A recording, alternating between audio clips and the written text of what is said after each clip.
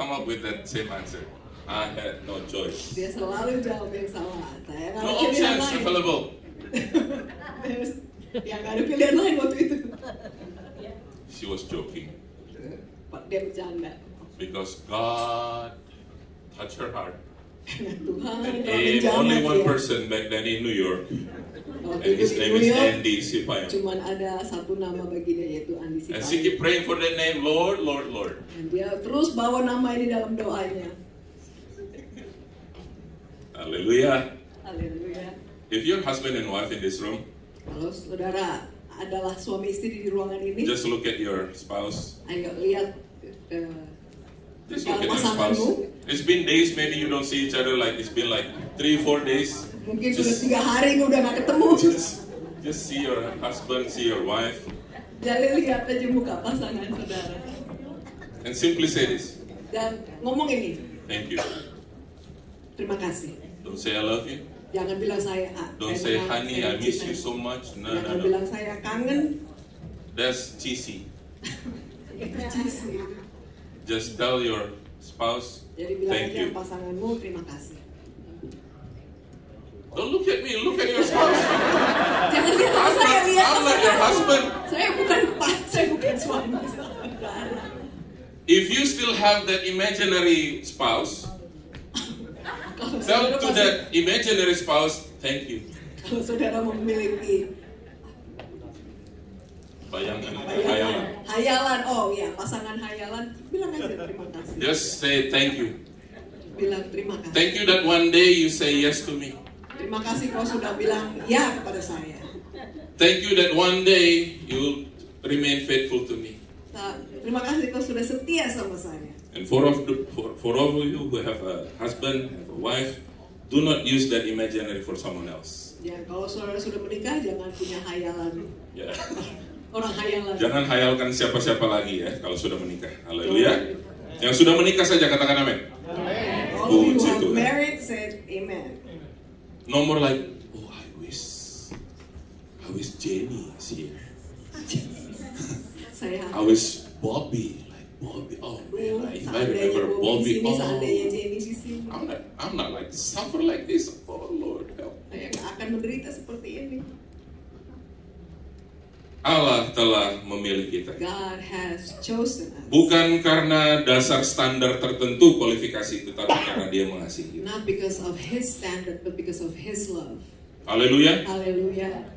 Jadi standarnya apa? Dia sendiri, Tuhan sendiri, bukan standar kita. Karena Dia memilih kita, karena Dia mengasihi kita. So what was His standard? Is because of Himself, not us. That's why He Kita chose tidak us. punya kualifikasi apa-apa. We have no qualification whatsoever. Kita semuanya orang berdosa. We are all sinner. Yang tahu firman ini katakan If amin. you know this word, Bukan kita yang memilih Dia, tapi Dia yang memilih kita. it was not us Katakan who amin, chose Bapak Him, Ibu. but it was Him who chose us. Efesus pasal yang pertama ayat 3 Ephesians 1 verse 3 sampai 14. through 14. Itu merupakan nanti renungan, tapi kita fokus ayat 4. But I want to focus on verse 4. If we can project that verse, Ephesians chapter 1 verse 4. Sebab di dalam Dia Allah telah memilih kita sebelum dunia dijadikan, supaya kita kudus dan tak bercacat di hadapannya. Just as He chose us in Him before the foundation of the world, that we should be holy and without blame before Him in love. Kata Dia di sini siapa? The word He here Yesus. Refer kepada siapa? Yesus. refers Sebab to di dalam Jesus. Yesus Allah telah memilih kita sebelum dunia dijadikan, supaya kita kudus dan tak bercacat di hadapan. Just as He chose us in Him, He chose us in Jesus before the foundation of the world, that we should be holy and be without blame before Him in love. Nah, kita lihat sekarang apa kata Paulus kepada jemaat-jemaat di Filipi, di dalam Filipi pasal yang ketiga ayat yang ke-10. Now turn to Philippians 3 verse 10. We want to see what the Apostle Paul said to the churches.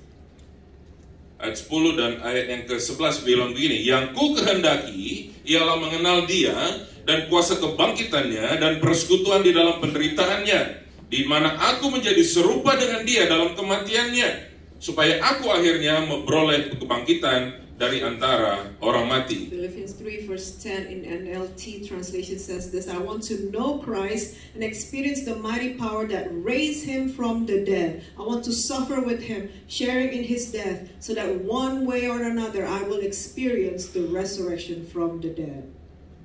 So the first tense is what? That I may know him, in ESV, that I may know him and the power of his resurrection. Mengenal, yang ini yang kukendaki, mengenal dia dan kuasa kebangkitannya dan persekutuan di dalam I penderitaan. want to know Christ and experience the mighty power, and I want to suffer with him and sharing in his death.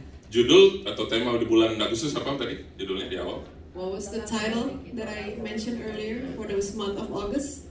Saya kalau hitung mundur saudara ini baru 5 menit yang lalu kira-kira saya ngomong judulnya. I just Dan kita masih di sini ya, mentioned this masih di rumah Tuhan. about 5 minutes ago, and we're still, all of us are still here. Apa? Berapa banyak di sini kita juga mau mengenal dia? How many of you wants or long to know him? Tidak akan ada satu relationship kalau itu tidak dua arah. There will be no relationship without dual or. Seorang teman kami yang sudah kenal lama 20 tahun yang lalu di New York, dia bilang gini, saya punya laki-laki dia bilang gini, saya punya standar cuma satu, yang penting dia cintakan Tuhan. We have a Dia cari friend. pasangan cintakan Tuhan. Back then in New York, we had this friend that we've known for so long, and he shared with us that he only have one standard in looking for a girlfriend, as long as she Loving Christ. love Christ. She As long loves as Christ. That's a his lover standard. of Christ, yeah. That's her. That's his standard. Nah kita ini masih muda-muda iseng sama teman yang begitu kan biasanya. And when we were young, we try to, Jawaban kita begini meresponi kalimatnya. Jawaban kita begini. And when he said that his standard is looking for the girlfriend that loved the Lord, we said this to him. Bro, yang cinta Yesus banyak, yang cinta you nggak ada. But the thing is that so many of the girls out there love Jesus, but nobody loves you. Itu saudaraku itu sakit loh digituin itu. And it was so, yeah, we were joking around. Yang cinta Yesus sih banyak, yang cinta lo kagak ada. There's so many Jesus loving girls out there, but none of them love you. Berapa banyak kita mau mengenal Tuhan? How many of you wants to know Christ? Jadi kalau kita mau mengenal Tuhan, ini pesan dari Gembala, hubungan kita tuh harus benar-benar melekat, dekat dengan Tuhan. So if you wanna Kalau mau know kenal. Christ, we need to build a relationship. We need to have relationship with Christ. Yesus itu memberikan teladan bagi kita sebenarnya dengan dia menuliskan di dalam firman-firmannya waktu dia bersama dengan murid. Dia biasanya makan dengan murid-murid. Jesus has set a good example. When he spent his time with the disciple, he would dine with them. They would sit with him and eat with him.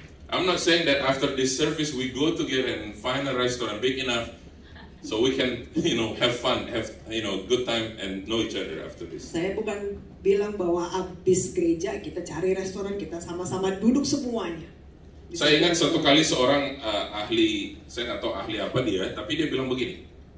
I remember one of the scholar said this. Waktu seseorang itu duduk makan dengan orang lain, makan begitu, maka ada satu bagian dari otak itu yang seperti terbuka. Dan kemudian mereka bisa bicara lebih dalam hati ke hati. When you sit down with someone during either lunch or dinner, you eat with them, there is some part of your brain that is kind of open up and you're willing to open yourself to that person.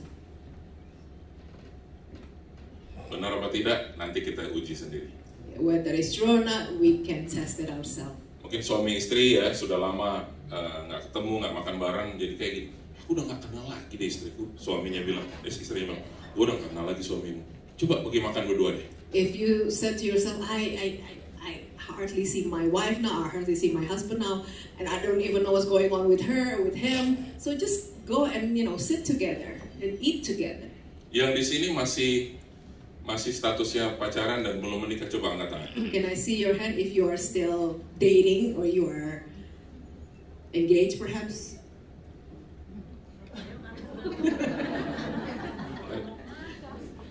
Bilang kau tidak mengakui dia di hadapan anak manusia, maka If you do not anak manusia confess tidak mengakui or dia her di hadapan apa-apa. presence of all these people. Hallelujah. You tend to go, together, just two of you, forsake all these friends, just. Sebenarnya akan just mau berdua aja, yang lain kontrak rasanya enggak, yang lain. Ini saya kontrak, dia nambah-nambahin. Saya ingat, saya waktu kerja di New York, kerja restoran, modal saya adalah McDonald, ajak dia. I remember when I used to live and work in New York, I can only bring her to McDonald's. Saya ingat kita masing-masing pesan cheeseburger. Oh, berarti yang lain itu, sorry saya lupa. Yang lain berarti. Soalnya banyak juga yang di McDonald itu. Yang lain maksudnya. But anyway, waktu kita makan cheeseburger atau apapun itu, when we ate cheeseburger, whatever was that. Fokus kita bukan lagi apa yang kita makan. The focus was not the meal. Fokusnya sekarang adalah masing-masing. The focus was each other. Waktu kita bersama dengan Tuhan, berdua-duaan dengan Tuhan. When we spend time with God, with waktu the kita Lord, mulai nggak lagi fokus ini ayat ini apa sih, kayak stres gitu cari tahu. Ini ayat ngomong apa? Ini ayat ngomong apa? Ini aduh pusing. Or maybe we were like so stressed, like asking God, what does this mean? What does your word means? Oke, sekarang waktunya untuk bersama dengan Dia. But forsake that and just spend your time and focus on Him. Jadi waktu Tuhan berkata renungkan firman Tuhan siang dan malam. So when God says, His word says to meditate on His word day and night. Bukan jadi kita stres mikirin ini maksudnya apa. God does not want us to stress out to figure out what His word means. Maksud Tuhan adalah punya hubungan dengan aku. What God meant was to have to spend time with Him. Ada lagu lama bilang gini, think about His love, think about His goodness, think about His grace that brought us through. For as high as heaven above, so great is the measure of our Father's love. Great is the measure of our Father's love. Ada lagu lama, think ingat about kasihnya, ingat kasihnya, ingat kebaikannya. Saya ada satu koleksi yang tidak ada di dunia, cuma ada satu di dunia koleksi itu. I have a collection that no one has. Gak ada, kalau ada saya pasti yakin itu palsu. Karena cuma saya yang punya. If someone has that collection, I guarantee that is a fake one, because I only have that collection myself. Apa koleksi saya itu? Adalah buku diari dia waktu dia jatuh cinta sama saya. Well, saya bisa baca di situ hatinya. Her diary, and I sneak out to read her diary one day. For some reason nggak tahu bisa jatuh di tangan saya itu dari tanggal segini. For some reason I don't know how that ended up on my hands, but I could open up and I read all pages. Sorry I put you on the spot ya, tetapi ini kenyataannya seperti itu. Waktu saya baca ulang-ulang, hati saya langsung, betapa. When I keep opening out those pages, it makes my heart. Alkitab kita adalah surat cinta Tuhan bagi jemaatnya, bagi umat. Yes, Word of God, this Bible is God's love letter. Waktu kita baca surat cinta, kita nggak, apa sih maksudnya ini? When we read love letter, it will not stress us out. It was like, what does this mean? No. Just enjoy, inilah pesan Tuhan, inilah firman-Nya bagiku. Just enjoy His inilah message. Surat cintanya just bagiku. Enjoy His word. Just enjoy His love. Waktu saudara baca Alkitab, saudara melihat cinta Tuhan. When you read your Bible, you will read His love. You will see His love. Waktu saudara membaca, merenungkan Alkitabmu, saudara tidak sedang menteologikan dia, berusaha dengan knowledge kita untuk mengerti Tuhan yang nggak akan mungkin juga kesampaian. When you read your Bible, you are not using your brain, your intelligence, try to figure everything out, try to decipher His word. No. Makanya saudaraku untuk belajar teologi itu tempatnya di mana? Di sekolah. Therefore, makanya ada namanya sekolah teologi. Study the Bible, you need to go to theology school. Therefore, it says theology, a seminary. Sekolah teologi bukan tempat kita untuk punya renungan harian. And that is not the place where we spend time to have devotion with the Lord. Walaupun renungan harian ada di sana, tetapi bukan tempat untuk punya renungan harian. Even though that is probably one of the things that you do there, but it's not the whole entire course. Saat teduh ada di sana, tapi itu tempat bukan untuk bersaat teduh, untuk belajar teologi. There will be devotional, but the entire course is not dedicated to have daily devotional. Tapi dalam keseharian kita, but in our daily life, kita baca firman Tuhan, when we read the Word of God, kita sedang membaca surat cintanya Tuhan. We are reading the love letter from the Lord. Haleluya. Hallelujah. Ada 3 poin yang gembala kita sedang mau sampaikan bagi kita. There is 3 things that were shared by our senior pastor. Belajar dari Raja Salomo. Learn from King Solomon, number 1. Poin pertama, Salomo itu mempunyai tujuan yang salah atau fokus yang salah. Solomon had a wrong purpose in life.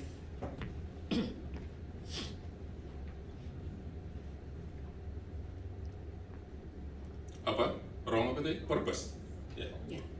Jadi saudaraku, Raja Salomo mempunyai tujuan yang salah atau fokus yang salah. So King Solomon had that wrong purpose, wrong focus. Nanti saudara baca Pengkhotbah pasal yang kedua, ayat yang keempat sampai ayat yang ke-11. When you get home, you can read from the book of Ecclesiastes 2, verse 4. Saya baca 2 ayat saja, ayat 4 dan ayat 11. I want to just read to you 2 verses here, verse 4 and verse 12.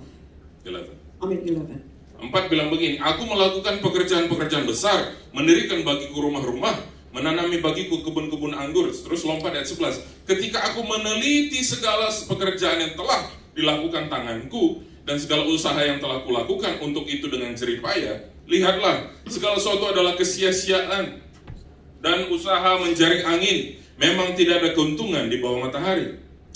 Verse 4 says, I also tried to find meaning by building huge homes for myself and by planting beautiful vineyards. And jump to verse 11.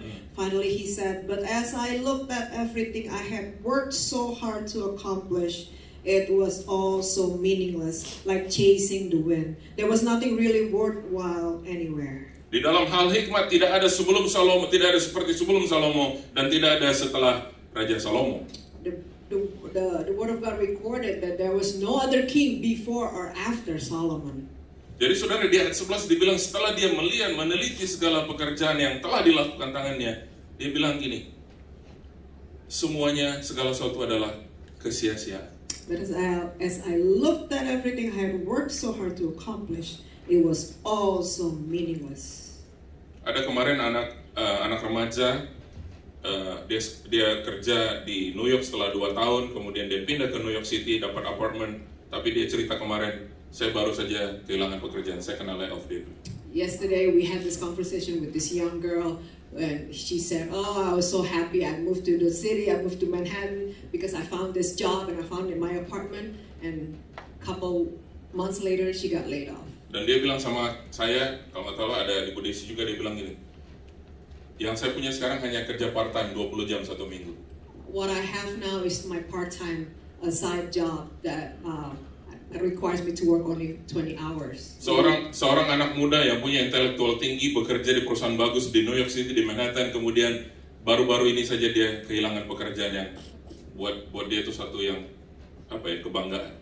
She was a young girl with a smart girl, intellectual, worked in a good company in Manhattan in New York City, but then she lost that job, she got fired. Tapi saya sangat diberkati waktu dia menceritakan apa yang terjadi. But I was so blessed when she kept going with her story, sharing what happened. Dia bilang sama saya begini. She said this. Walaupun ini semua yang terjadi, aku harus kerja dengan part-time hanya 20 jam 1 minggu.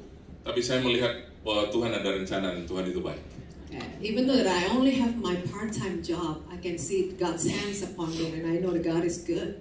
Jadi dia tidak menaruhkan seluruh kehidupannya di pekerjaan yang bagus itu di New York City. Dia tidak menaruhkan hidupnya di situ sehingga suatu pekerjaan itu sepertinya tergoncang, dia juga tidak terjatuh, tapi dia tetap berdiri karena dia punya pengharapan di dalam Kristus Yesus. She did not put her whole trust in her position at that company. Therefore, when she lost that job, it did not shake her. She would still remain standing in the Lord. Bapak Ibu jemaat Tuhan di tempat ini, jangan pernah kau mengandalkan pekerjaanmu dan gajimu yang begitu besar itu, sebab suatu hari itu bisa digoncangkan. And I want to say to you all in this place, do not ever put your trust, do not ever depend on your salary, on your good position, on your good job, because one day it will be taken away from you, one day it will be shaken. Wow, berat ya? Wow, this is heavy. Jadi kalau Tuhan bicara dalam hati saudara pagi hari ini tentang itu, bilang sama Tuhan, Tuhan saya mau hanya andalkan Tuhan. If you have been dependent on that, you say to the Lord, Lord, I want to depend on you fully from now on. Saya tidak tahu, mungkin kita selama ini sudah beberapa waktu ini kita merasa hidup kita sangat secure dengan apa yang kita sudah capai dan kita punya. Maybe we said that to ourselves, hey, I feel so secure, I have everything that I need in life. Sama seperti hubungan seperti saya dengan istri saya, kalau ada hal lain yang lebih saya banggakan daripada apa yang saya punya saat ini adalah pasangan saya maka hal itu akan menggantikan dia.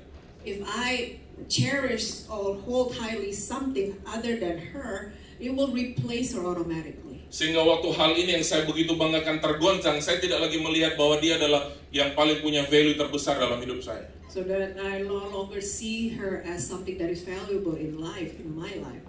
Seorang laki-laki pernah bilang gini sama pasangannya sebelum menikah, sayang, cuman kamu yang aku punya di dunia ini. A guy said this to his fiancée one before they got married. Said, "I only have you in this life." Setelah menikah 3 tahun, saudaraku, laki-laki ini nggak punya kerjaan. Sudah 3 tahun nggak ada kerjaan dia. And after 3 years marriage, he lost his job. He no longer have his job. Mertua sekarang turun tangan. And then the in-laws starting to interfere. Kamu berani-beraninya menikah sama anak saya. Udah 3 tahun kamu nggak ada kerjaan, nggak ada penghasilan. Oh, I'm sorry. So he has a job for 3 years, and then the in-law said, "How dare you marry my daughter because you have no job for this past 3 years." Dengan tenang laki-laki ini berkata kepada mertuanya. And then the guy said calmly to the in-law, Mama, waktu saya sebelum menikah saya udah bilang, cuman dia saya punya satu-satunya. I already said to my fiance before we got married, you're the only one that I have. Meaning that I have no job, I only have you. Saya sudah terus terang waktu itu tante, tapi anak tante tetap mau ya. I was being very honest to her, but she still wanted to be with me, so don't blame me. Saudara ketawanya mungkin korban atau pelaku, saya nggak tahu. I don't know, from the way you laugh, maybe you were a victim. Nanti saya ajak saudara melihat di dalam Pengkhotbah pasal yang kedua ayat 18 sampai 21 menjadi perenungan juga. So I want you to look at Ecclesiastes 2 verse 18 to become your devotional. Nah, supaya apa saudaraku? Supaya kita tidak seperti Salomo. So Yang apa? Tidak punya, dikatakan poin pertama tadi, dia tidak punya istilahnya tujuan yang benar, fokus yang benar. Because he did not have a right focus, a right purpose. Yang kedua, number 2, di dalam 1 Raja-Raja pasal yang ke-11 ayat 4 sampai yang ke-8, First Kings verse 11. First King verse 11. First King chapter 11 verse 4 to 8. Oh, I'm sorry. First King chapter 11 verse 4. Ya, di sini juga saudara kita bisa belajar di poin kedua ini bahwa Salomo juga bukan hanya saudaraku dia fokusnya salah, tapi dia tujuan hidupnya juga salah, tujuan hidupnya sudah keliru. And we want to learn from King Solomon on this first that he had this life that is at the end it will not benefit him. Mau tanya sama saudara, berapa wanita di sekitar hidup Salomo waktu itu? Let me ask you this: if you know the story, how many women that Solomon has? Istrinya berapa dan gundingnya berapa? How many wives and how many concubines? Ibu-ibu bilang, oh jangan coba-coba kan. Laki-laki bilang 1 aja ngurusnya susah, 1000. Lihat ini ayat yang keempat. Just look at verse 4. Sebab pada waktu Salomo sudah tua, istri-istrinya itu bukan 1 berarti, banyak ya. Nggak tahu yang mana juga. Istri-istrinya itu mencondongkan hatinya kepada Allah-Allah lain, sehingga ia tidak dengan sepenuh hati berpaut kepada Tuhan Allahnya seperti Daud ayahnya. So Solomon had 700 wives and 300 concubines, and in fact, the Word of God says they did turn his heart away from the Lord. Can you read verse 4? And verse 4 says, in Solomon's old age, they turned his heart to worship other gods instead of being completely faithful to the Lord his God as his father David had been. Coba lompat ke ayat 8, Nona. Now jump to verse 8. Demikian juga dilakukannya bagi semua istrinya, orang-orang asing itu yang mempersembahkan korban-korban persembelihan kepada Allah mereka. Jadi dia ikut-ikut juga apa? Ayat 7, mendirikan juga bukit korban persembahan kepada semua dewa-dewa istri-istri itu. So verse 8 says, Solomon built such shrines for all his foreign wives to use for burning incense and sacrificing to their gods. So Solomon joined in worshiping other gods, other idols. Jadi saudaraku, dikatakan di situ, akhirnya Salomo pun mulai menyembah berhala, meninggalkan Tuhan Israel. And at the end it says Solomon turned his heart away from the Lord and began to worship other idols. Kemarin gembala kita melontarkan satu pertanyaan buat kami. So yesterday our senior pastor asked us this question. Dia tanya, yang benar yang mana nih katanya? And he asked us this, which one is right? Bekerja untuk hidup atau hidup untuk bekerja? You work to survive, you work for life, you work to survive, or your life for work. Your life for work. Pertanyaan begini, mana yang benar? Saya mau tanya jemaat sekarang, mana yang benar?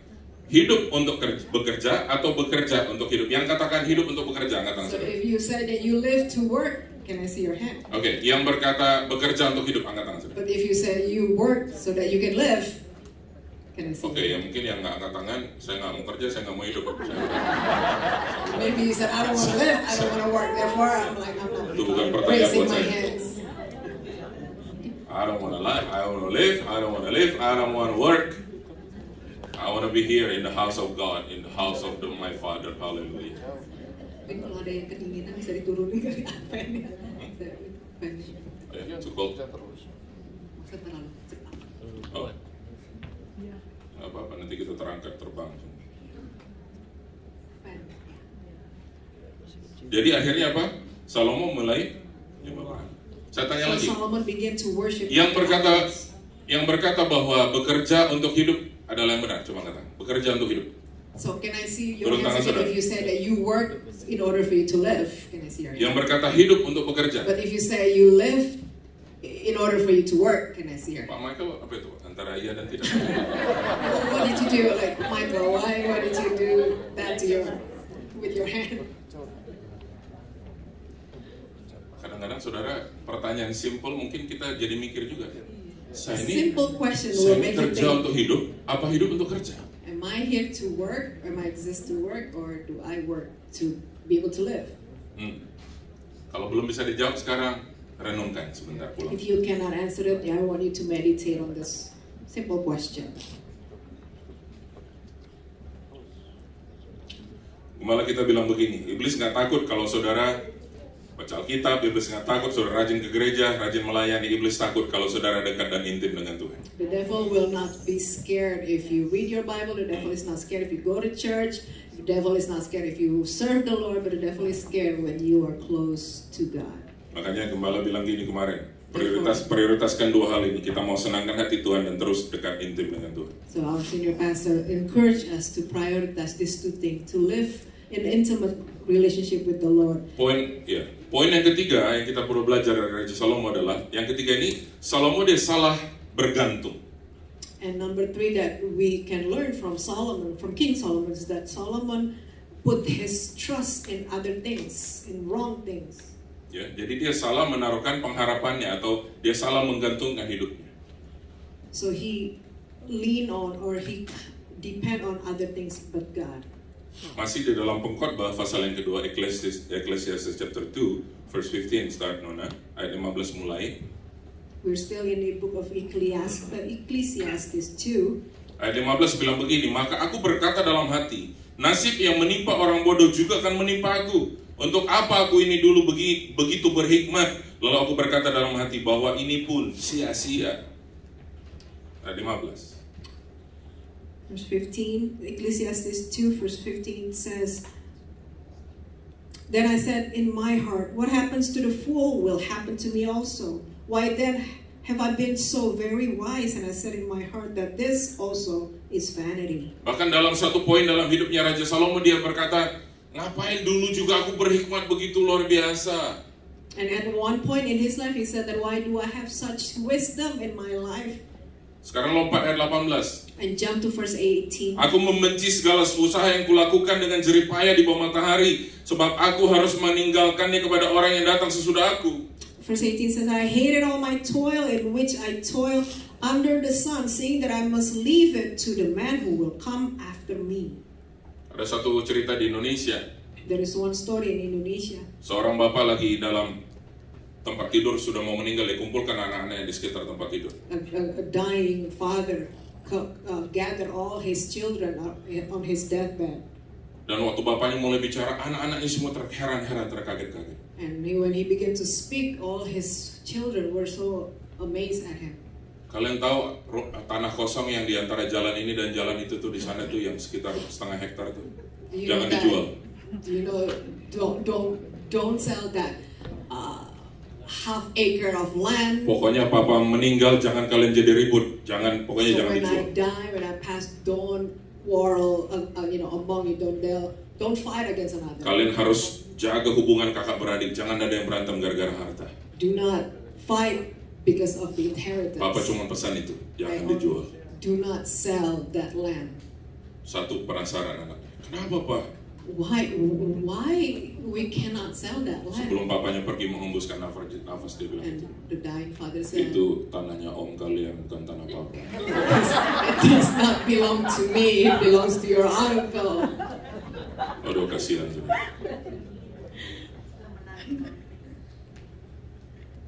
Saya nggak tahu saudara tadi harapannya apa jawabannya. I don't know what you expect to hear from me when I share the story.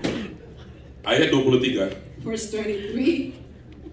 Seluruh hidupnya penuh kesedihan dan pekerjaannya penuh kesusahan hati. Bahkan pada malam hari hatinya tidak tentram, ini pun sia-sia. For all his days are full of sorrow, and his work is of vexation,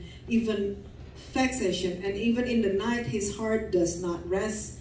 This is also vanity. Bahkan pada malam hari hatinya tidak tentram, nggak bisa tidur. Malah kita bilang ini orang nggak bisa tidur. Even at night, their mind cannot rest. It's meaningless. Ada dua hal kemungkinan. There's two possibilities. Pertama, kebanyakan harta. Maybe number one, you have so much wealth, Yang kedua, nggak bisa tidur hatinya karena nggak punya apa-apa. or because you don't have anything. Biasanya yang standar itu dia bisa tidur enak. Tapi yang nggak punya atau yang terlalu banyak justru susah tidur. Maybe if you are in the middle, you can rest well, but if you either have so much or have nothing, you cannot rest. Ya, jadi saudara hidup ini cukup. So be content. Tuhan bilang apa? Cukup. God says to be content. Wah, mungkin wanita-wanita di sini. Wah, itu tuh. Itu yang saya maksud tuh, Pak. Cukup. Jadi kalau apa, mau jalan ada uang cukup. Mau belanja ini cukup. Mau pengen apa cukup. So when you said that be content, I know that it will be sufficient for everything that we need to do. Haleluya. Saya cari suami Pak yang biasa aja. Saya cari istri Pak yang biasa aja.